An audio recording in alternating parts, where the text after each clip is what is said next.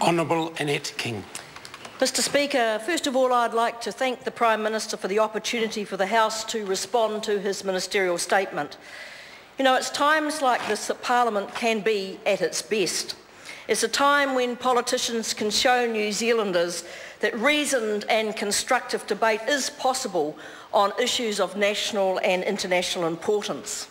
The speech given by the Prime Minister this morning and the statement that we've just heard in the House today regarding his government's legislative response and aid and diplomatic efforts to combat the atrocities occurring in Iraq and Syria by ISIS warrant our serious consideration and full debate. Security at home, protection of New Zealand citizens must always be a top priority for any government. Security on our streets, security in our homes, in our workplaces, in our schools and so on.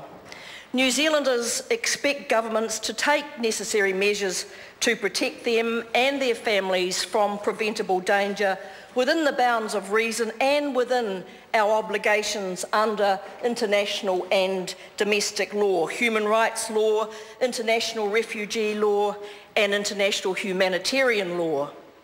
And Mr Speaker, New Zealand does have a proud record in upholding fundamental freedoms and the rule of law. We have, as a country, managed to balance the need for security and the respect for human rights. And at times it can be difficult to have that balance, and hindsight is often used to look at the decisions made after the event. Today, people are expecting Parliament to get the balance right, to arrive at a response to the growing unrest and violence by ISIS in a calm and proportionate way. Mr Speaker, the legislation that has been outlined by the Prime Minister today seeks to extend the powers of the SIS to investigate and to monitor people who may be a threat to our security. And Mr Speaker, our role as the opposition is to question the balance and to be vigilant in terms of the legislation on behalf of New Zealanders. The provisions in the legislation are to parallel those currently available to the police provided under the Search and Surveillance Act, which would enable visual surveillance in private places.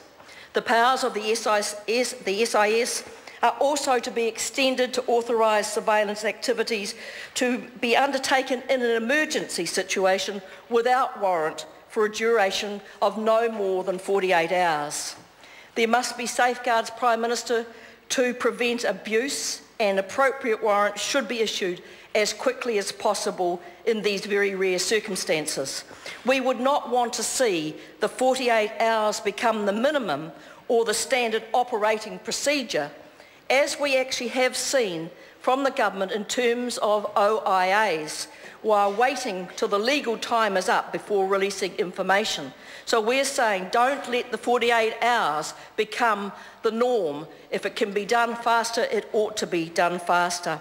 If the Prime Minister is not available within 48 hours to approve the warrant, then there should be an alternative available. Mr Speaker, we will examine the provisions very carefully at the Select Committee to ensure safeguards are in place to minimise potential abuse of the extended power. We will also require, when reporting on the number of warrants issued under this provision, that the Prime Minister reports on how long it took before approval was given. And I think that will give us a pretty good idea of how fast warrants like this can be regularised. The legislation also provides powers to disrupt and restrict travel by those seeking to fight alongside designated terrorist groups. The right to free travel by New Zealanders is a precious one, and we are keen international travellers. But clearly there are grounds where restrictions can be justified. A person intent on engaging in terrorist acts or seeking to join with organisations which are committing crimes against humanity are such grounds. The United Nations Security Council in Resolution 2178 on the 24th of September this year expressed grave concern about the acute and growing threat posed by foreign terrorist fighters to those who attempt to travel to become foreign terrorist fighters and at the recruitment of foreign terrorist fighters. As a member of the Security Council and as good international members, New Zealand needs to heed those grave concerns and put in place appropriate measures. However, the cancellation of a passport while a New Zealander is overseas cannot be undertaken lightly. It will be important that any New Zealand citizen where this happens is issued with travel documents so they can return to New Zealand immediately. It would not make sense to render a person stateless and increase their potential to re-engage with a terrorist group. Labor broadly supports the provisions as outlined today and believe they appear to be justified to ensure safety at home as well as meeting our international obligations.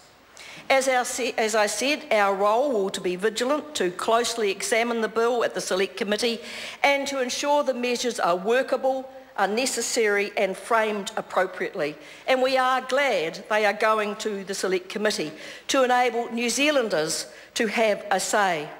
I would thought there was some doubt that that might happen at one stage, but I am pleased they are going to a Select Committee, even if it is truncated.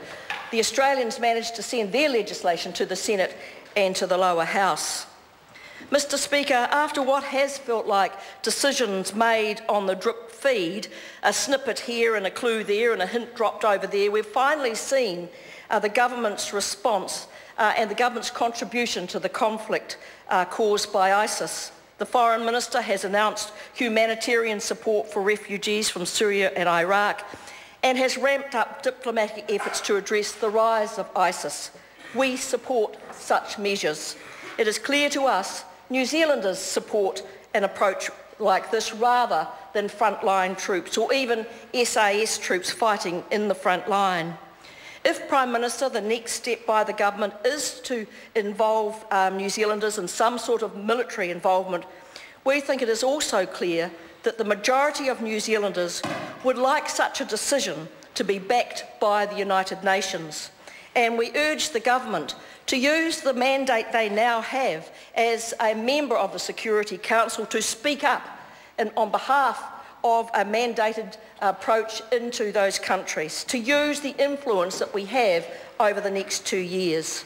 Mr Speaker, Bill English was the leader of the National Party in 2003 when Labor decided not to go into the war in Iraq. And at that time he said he wanted openness and honesty. That is what he got then, and that is what this Parliament is asking for now. Nobody wants to see the spread of war or the atrocities that have been perpetrated on innocent people, not least the people who live in these countries or the families who are in New Zealand. And Christopher Finlayson and myself recently met with some of those families who are so fearful for what's happening to their families in those countries and what we can do in terms of helping refugees fleeing from those countries, we would back and support. Mr Speaker, can I conclude by saying I've always liked the quotes of Mahatma Gandhi, and this is one I think is appropriate today. He said, "An eye for an eye makes the world blind." Thank you, Mr Speaker.